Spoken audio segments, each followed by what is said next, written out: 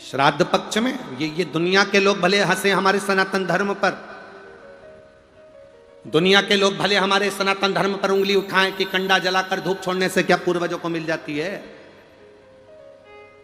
घी शक्कर छोड़ने से क्या हमारे पूर्वजों को प्राप्त हो जाती है। दुनिया के लोग कितना भी हंसें, दुनिया के लोगों को यह ज्ञान होना चाहिए कि गाय के घी में, गाय के कंडे में जब अग्नि तपती है और गाय का घी जब कंडे पर डलता है तो हमारे पूर्वजों को वो तरंग प्राप्त होकर हमें वर प्राप्त होता है और हमारे जीवन का कल्याण होता है। आपसे एक निवेदन है गुरुदेव। गुरु जी बोले, वशिष्ठ बाबा बोले, बोलो असमंज क्या चाहते हो। असमंज ने कहा, गुरुवर एक आशीर्वाद संसार के लोगों के लिए दे दीजिए कि गाय के गोबर के कंडे पर, गाय के गोबर के छेना पर, अलोनी पर, इस कंडे पर जो घृत गाय का घी छोड़ेगा या गुड़ शक्कर उस पर छोड़ेगा, उसकी गंध उसके पितरों को तृप्त कर दे और पितरों का आशीर्वाद उसके घर पर मिल जाए। ये मुझे वर दीजिए, ये मुझे वर प्रदान करिए। आप लोगों में से कितने लोग हैं जिनके घर में कंडा जलाकर धूप दी जाती है? हाथ हिलाओ जरा। सभी लोग हैं, बहुत सारे। ठीक है, रखिए रखिए रखिए, जरूरी है। शिव महापुराण की कथा कहती है फल मिलता है। आप शंकर भगवान को एक लोटा जल चढ़ा रहे हो और मन में सोच कर जल चढ़ा रहे हो, धीरे धीरे हाथ में जल लेकर धीरे धीरे समर्पित कर रहे हो। श्री शिवा नमस्तुभ्यं, श्री शिवा नमस्तुभ्यं, श्री शिवा नमस्तुभ्यं। धीरे धीरे जल चढ़ा रहे हो। कई लोग कहते हैं कि शंकर जी पे चढ़ा हुआ जल क्या महादेव को प्राप्त होता है? क्यों नहीं होता? क्यों नहीं होता? तत्व की प्राप्ति कैसे हो? हमारे सनातन धर्म पे दुनिया के लोग उंगली उठाएंगे, क्या ऐसा होता है? कंडे पर धूप देने से क्या पितरों को मिलती है? गंगा का जल क्या तार सकता है?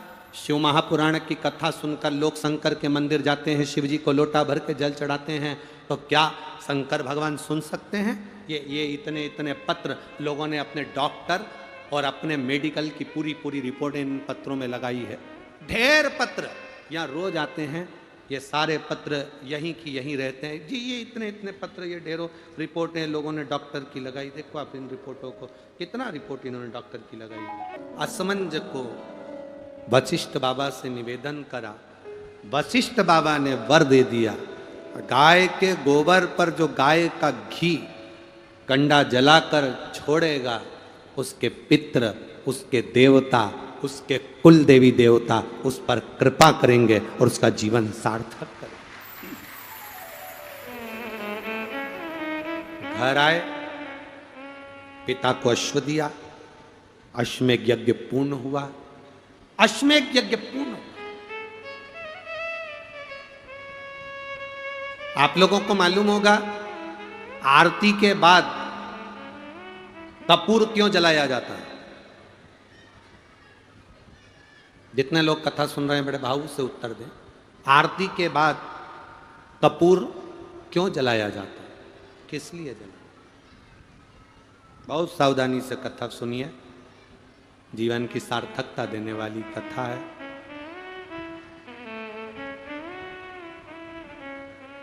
बहुत दिल से सुनोगे, वो दिल से देगा। सोशल मीडिया टीम से निवेदन करूंगा कि बाहर जितनी पब्लिक बैठी है, धूप में बैठी, पेड़ के नीचे बैठी, उनको ड्रोन शॉट से कवर कर कर उनको भी आस्था चैनल पर जरूर दिखाएं कि छत्तीसगढ़ का शंकर भगवान के प्रति प्रेम क्या है, शिव तत्व की स्नेहता क्या है।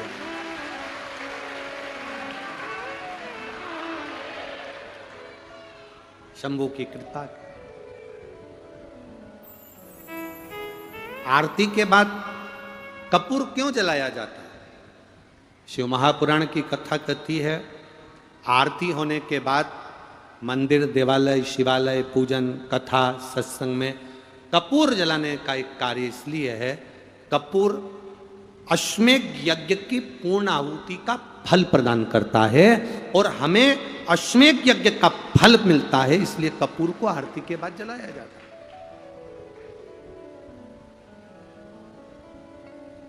कपूर का तो हमारे शास्त्र में लिखा है, धूप बत्ती का हमारे शास्त्रों में लिखा है। हमारे शास्त्र में धूप बत्ती अगरबत्ती कपूर आदि का आदि पूजन का सामान का लिखा है, पर आज तक हमारे शास्त्र में यह नहीं लिखा कि मोमबत्ती क्यों जलाई जाती है। और जो लोग मोमबत्ती जलाने का कहते हैं, धर्म परिवर्तन करने का बोलते हैं और कहते हैं कि मोमबत्ती जलाओ, तो उनसे पूछना कि इसके जलाने का कोई प्रमाण है क्या? मोमबत्ती जलाने का कोई प्रमाण है क्या? हमारे पास कपूर जलाने का प्रमाण है, गाय के गोबर का कंडा जलाने का प्रमाण है, गाय का घी अग्नि में डालकर जलाने का प्रमाण है, तिल जौ धूप जलाने का प्रमाण है, लकड़ी संबिता जलाने का प्रमाण है, हमारे यहाँ धूप बत्ती जलाने का प्रमाण है, पर हमारे यहाँ पर मोमबत्ती जलाने का प्रमाण नहीं है। हमारे सनातन धर्म का आनंद पाने का प्रमाण। कोई कितना भी लोभ दे, कोई कितना भी लालच दे, कोई कितना भी समझाए तुमको और कहे कि इस धर्म को छोड़ो, सनातन धर्म को, मंदिर जाना छोड़ो, हमारी ओर आओ, उससे कह देना तू मेरे यहाँ आना छोड़ दे, पर मैं मंदिर जाना नहीं छोड़ूंगी, क्योंकि शिव ने मुझे दिया, शंकर ने मुझे प्रदान किया। और यह विश्वास कहता है, शिव महापुराण की कथा का विश्वास कहता है, जितने लोग कथा में आए हो आप लोग, कुछ ना कुछ मेरे शंकर भगवान ने तुमको जल चढ़ाने पर, पशुपति व्रत करने पर कुछ ना कुछ जरूर दिया होगा, तो तुम कथा में पहुंचे हो, नहीं तो कौन आता साहब? क्यों आएगा? किस लिए आएगा? उसने दिया तो आप। महाराज, अरे लुटा दिया भंडार काशी वाले, कर दिया माला माल काशी वाले। ये उसकी कृपा से मिला है, हमको क्या मिल प्राप्त? ये उसने करुणा करी। तुम लोग बड़ी जल्दी तैयारी कर लेते हो पूरा।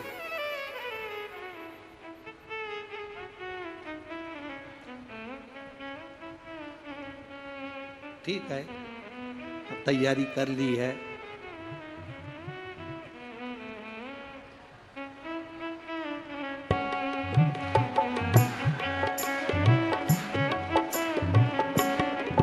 पीछे वाले भी दोनों हाथों से सब।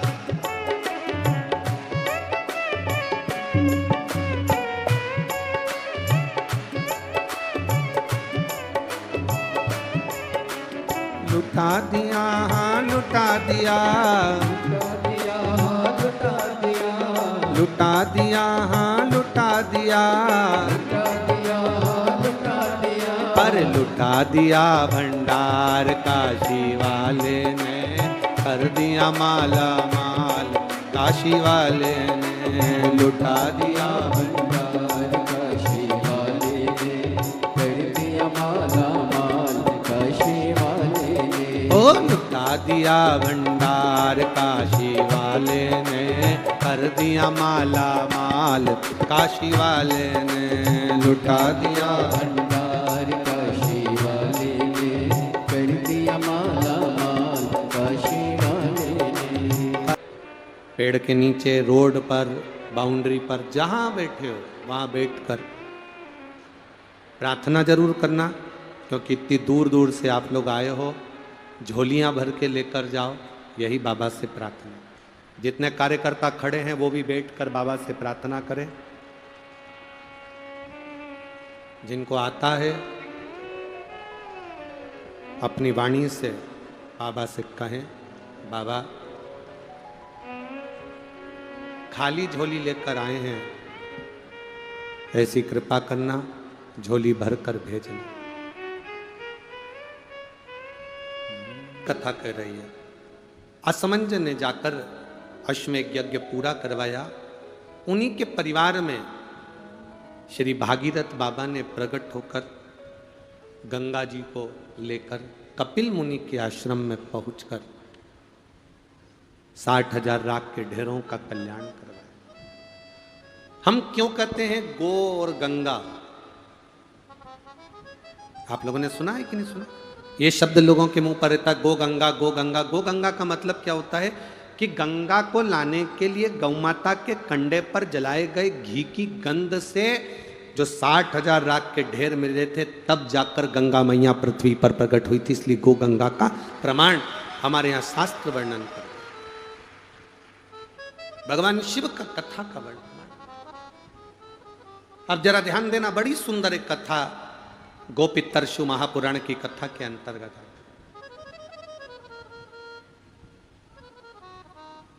श्राद्ध पक्ष में जो गौ माता के विवाह की इस पवित्र कथा को जो सुनता है, उसके पितर कभी नरक नहीं भोगते, वो देवलोक में प्रधान पहुंच जाते, देवलोक में पहुंचते। शायद छत्तीसगढ़ के इतिहास में पहली बार गाय माता की विवाह की कथा आप लोग सुनेंगे। आप लोगों ने सुनी है क्या कभी कि गाय का विवाह किसके साथ हुआ था, उसके बच्चे कितने हुए थे? और मुझे लगता है कि केवल छत्तीसगढ़ नहीं, जितने यूट्यूब पर कथा सुन रहे हैं उन सबको ये मालूम होना चाहिए कि गौ माता का विवाह कब हुआ था, गौ माता का विवाह किसके साथ हुआ था, उनके पति का नाम क्या है और पितरों से उनका संबंध क्या। क्यों गौ माता को रोटी दी जाती है और कहा जाता है कि पितरों की मुक्ति का उपाय।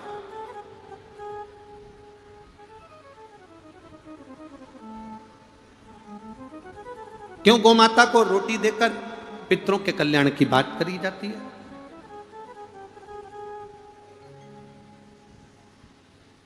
गौ माता को ग्रास देकर पूर्वजों के कल्याण की बात करी जाती है। शिव महापुराण की कथा तो यहां तक कहती है,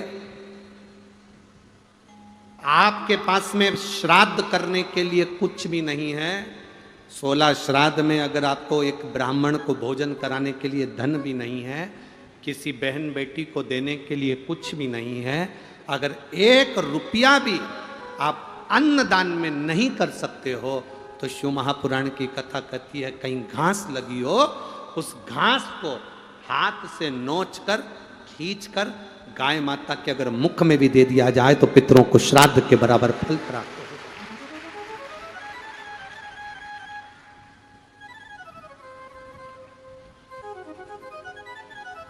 एक शंकर की भक्ति का फल जीवन का एक सुख देने वाला होता है, एक आनंद देने वाला। इस कथा के पंडाल में एक भाई ऐसे बैठे हैं जिनके मुख में दांत में कैंसर हो गया था और उसको मुख का ट्यूमर कैंसर कहा गया। कहीं बैठे हैं,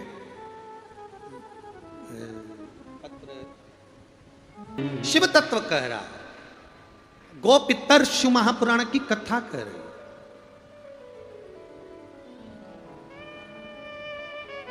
भगवान शिव की कथा वर्णन कर रही है। देवता और राक्षस मिलकर सब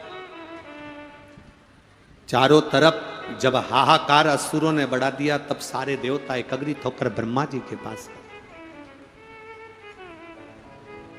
ब्रह्मा जी से निवेदन कर, ब्रह्मदेव, ब्रह्मा जी, पूरी पृथ्वी पर हाहाकार मचा हुआ है और चारों तरफ बड़ी तकलीफ है। क्यों? असुरों ने अपना राज्य बढ़ा रखा है और इंद्रलोक पर भी उन्होंने काबू कर रखा। इंद्रलोक,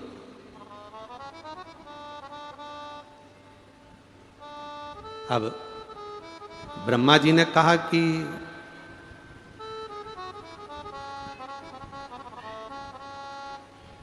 क्या चाहते हैं, ये असुरों का राज्य कम हो जाए, देवताओं का राज्य फिर स्थापित हो जाए, धर्म की अधर्म का, प्राणियों में विश्व का।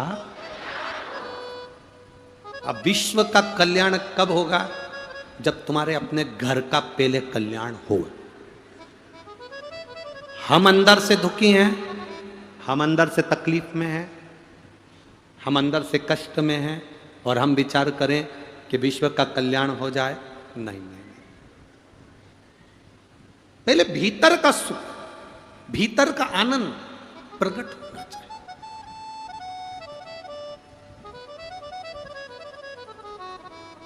एक बहुत सुंदर बात अपने जीवन में उतारना कि अगर भोजन नहीं पचता ना तो बीमार कर देगा। भोजन नहीं पचेगा तो क्या करेगा? बीमार कर देगा।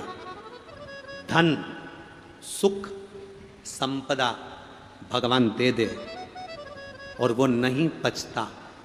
कई लोगों को धन नहीं पचता है, अहंकार आ जाता है, गलत जगह पर जाना चालू कर देते हैं, गलत मार्ग की ओर चले जाते हैं।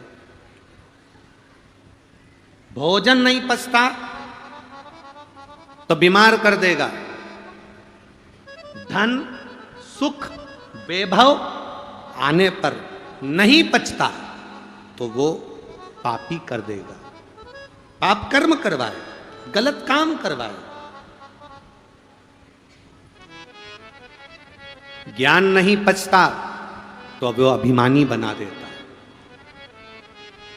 किसी किसी व्यक्ति को बहुत ज्ञान हो जाता है, बहुत शास्त्र पढ़े होते हैं, बहुत वेद पढ़े होते हैं, उसको संस्कृत का एक एक शब्द आता है, उसको एक एक पुराण की एक एक लाइन आती है, वेद कंठस्थ हैं, सब कुछ आता है उसको। वो बड़ा ज्ञानी बन गया, पर ज्ञान प्राप्त करने पर पचना भी तो चाहिए। रावण भी तो ज्ञानी बन गया था, पचा।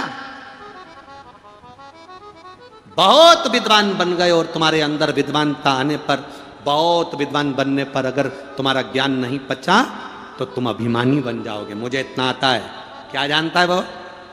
उसको क्या आता है? उसको क्या प्राप्त होता है? संस्कृत बोलना आती नहीं, एक शब्द आता नहीं, वेद शास्त्र पुराण जानता नहीं, केवल अपनी अपनी बात कहता। मतलब तुम ज्ञानी, और ज्ञानी पुरुष बनने के बाद तुम ज्ञान को पचा नहीं पा रहे। जिसका ज्ञान पचता नहीं वो अभिमानी बन जाता है। अभिमान। ज्ञान की सबसे बड़ी परिभाषा होती है, ज्ञानी व्यक्ति हमेशा झुककर चलता है, प्रणाम कर कर चलता है, और भी जो मिलता जाए उसको बटोरता चलता है। ये ज्ञान की सबसे बड़ी आनंदता। भोजन पचेगा नहीं तो बीमार कर देगा, सुख पचेगा नहीं तो पापी बना देगा, ज्ञान पचेगा नहीं तो अभिमानी बना देगा। महाराज, बात पचेगी नहीं तो चुगल खोट्टा बना देगी। अगर बात नहीं पचेगी, अंदर बात पच नहीं पाएगी तो तुम्हें चुगलखोर बना देगी। तुम्हारे को बात नहीं पची ना, किसी ने कहा, एक पति ने अपनी पत्नी से कहा, देख मेरे को भी बहुत जोरदार एक सोने की अंगूठी मिली है, पर तू किसी को बताना मती। अब उसके पेट में तो दर्द हो रहा, पच नहीं रही। वो पानी भरने गई, पड़ोसन ने पूछ लिया, आज तेरे चेहरे पे बड़ी प्रसन्नता दिख रही है। बस बता नहीं सकती। अब ये बोलने की जरूरत है, ये बता नहीं सकती। आखिरी में पड़ोसन ने खोद खोद के पूछ लिया और इसने कह भी दिया, तो किसी से बोलना मती, कथा में गई थी तो सोने की अंगूठी मिली थी। अब वो बात फेल। भोजन नहीं पचता, बीमार कर देता है। सुख, वैभव, सत्ता, धन नहीं पचती तो वो पापी बना देती है। ज्ञान नहीं पचता तो अभिमान बना देता है। बात नहीं पचती तो चुगलखोर बना देता है। और दुख जिंदगी में आया और वो नहीं पचा तो हमें निराशवान बना देता है। दुख को जो पचा गया वो विद्वान श्रेष्ठ बन जाता, अग्रण्य हो जाता। दुख भी पचना चाहिए, दुख भी पचे।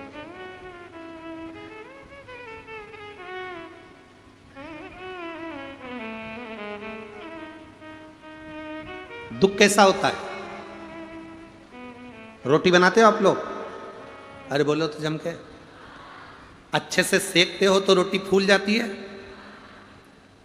जो फूलता हुआ भाग है वो एकदम पतला पापड़ी सी हो जाती है, और नीचे नीचे की रोटी पापड़ी होती है क्या? वो थोड़ी सी मोटी रहती है। ऊपर पापड़ी हो गई, नीचे मोटी हो गई। ऊपर की जो पापड़ी है ना, वो कितनी भी खा लो, कितनी भी खा लो, पेट नहीं भराता। पर नीचे की जो थोड़ी सी मोटी सी भाग है, उसको आप थोड़ा ज्यादा खा लोगे, पेट भरा जाएगा। ऊपर की पापड़ी जल्दी पचती नहीं है, पर नीचे का जो मोटा भाग है वो दूसरे दिन पच जाता है, पच जाता। सुख और दुख, ये रोटी के दो हिस्से हैं। दुख ऊपर का भाग है, सुख नीचे का भाग है। नीचे का भाग सुख पच सकता है, पर दुख जो है ना वो पचता नहीं है। और शिव महापुराण की कथा कहती है, जिसने दुख को अपना लिया, पचा लिया, महादेव का भजन करते करते, भक्ति करते करते दुख को जिसने झेल लिया, वो सुख की रोटी जिंदगी में खाता है। दुख पचना चाहिए। अरे मत बुरे कर्म कर बंदे, वरना पछताएगा। भगवान की आंखों से तू बच नहीं पाएगा, तू बच नहीं पाएगा। अरे ओ अज्ञानी मत कर नादानी, अरे ओ अज्ञानी मत कर नादानी। शिव महापुराण की कथा कहती है, भगवान शंकर का संवाद कहता है, देवता और असुर सब मिल गए, ब्रह्मा जी के पास गए। ब्रह्मा जी ने भगवान विष्णु के पास भेजा, भगवान नारायण ने भगवान शंकर जी के पास भेजा कि शिव जी से पूछो इन असुरों का संहार कैसे होगा और देवताओं का राज्य कैसे स्थापित होगा।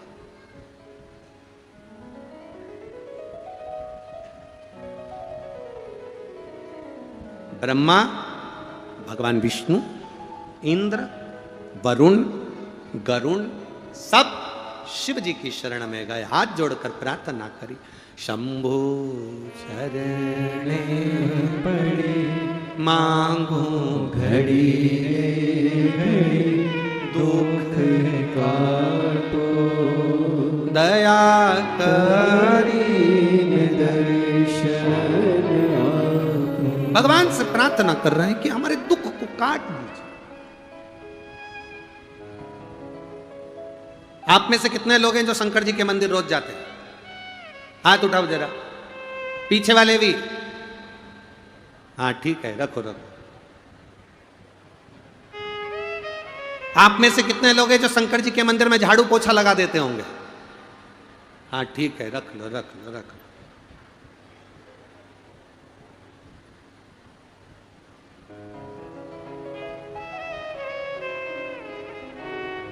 अब एक बात अच्छे से सुन लो, रोज मंदिर जाना, रोज जल चढ़ाना, पर रोज भगवान से मांगना नहीं। एक बार जल चढ़ाना, दिल से कहना, बाबा बहुत तकलीफ में हूँ, बहुत कष्ट में जिंदगी चल रही है मेरे बाबा, बहुत दुख है मेरे जीवन में, आप इसको सवार लीजिए, बहुत तकलीफ की जिंदगी चल। एक बार कहना,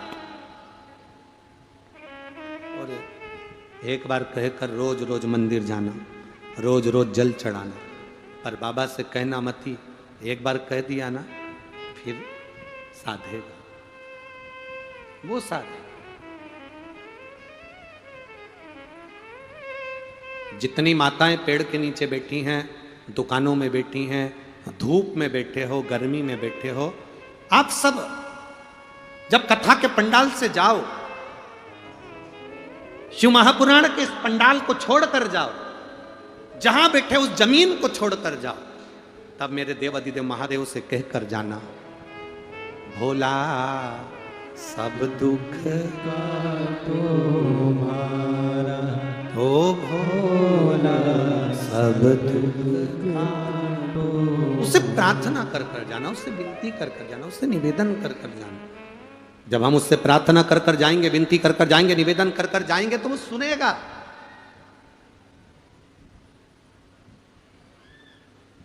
श्रवण करेगा। सारे देवता भगवान शंकर के पास में गए, हर हर बोल बम का नारा है, सारी समस्या का हल। सब ने हाथ जोड़कर प्रार्थना करी। देवादिदेव महादेव के नेत्र खुल गए, शिव जी के नेत्र खुले। बाबा ने पूछा क्या बात है? शंकर भगवान ने जब पूछा कि बात क्या है, देवताओं ने हाथ जोड़कर कहा बाबा बस आपसे एक प्रार्थना है। असुरों ने अपना राज्य स्थापित कर लिया, देवता भटक रहे हैं, आप कृपा कर दो, आप दया कर दो। शिव जी ने कहा देवता और राक्षस मिलकर समुद्र का मंथन करो। मंथन में जो अमृत निकलेगा वो अमृत देवता धारण कर लेना, सुख का अनुभव हो जाए। अब देवता और राक्षसों ने मिलकर समुद्र का मंथन किया। जो मंथन करना प्रारंभ करा, कच्छप भगवान विष्णु रूप धरकर नीचे गए, मंदराचल पर्वत को, सुमेरु को अपने पीठ पर रख लिया, शेषनाग की नेति बनाकर मंथन करना प्रारंभ करा। और मंथन करते करते करते करते सबसे पहले गौ माता प्रकट हो गई। कितनी गाय निकली? 5 गाय प्रकट हुई। पहली नंदा, दूसरी सुभद्रा, तीसरी सुरभि, चौथी सुशीला, 5वीं बहुला। 5 गाय प्रकट हो गई। 5 गाय प्रकट हो गई।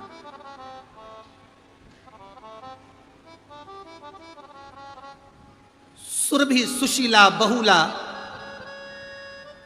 जब ये नंदा सुभद्रा प्रगटी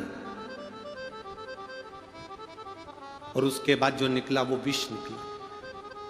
विष देवादिदेव महादेव के पास चले गए। गाय जो प्रकट हुई, सुरभि जिसको कामधेनु कहते हैं, ब्रह्मा जी के हृदय से दक्ष प्रजापति प्रकट हुए थे। उनकी धर्म पत्नी वीरणी ने जब देखा सुरभि गाय को, बड़ी सुंदर गाय है, बड़ी सुंदरता उसकी है क्योंकि वो कामधेनु है, बड़ी सुंदर।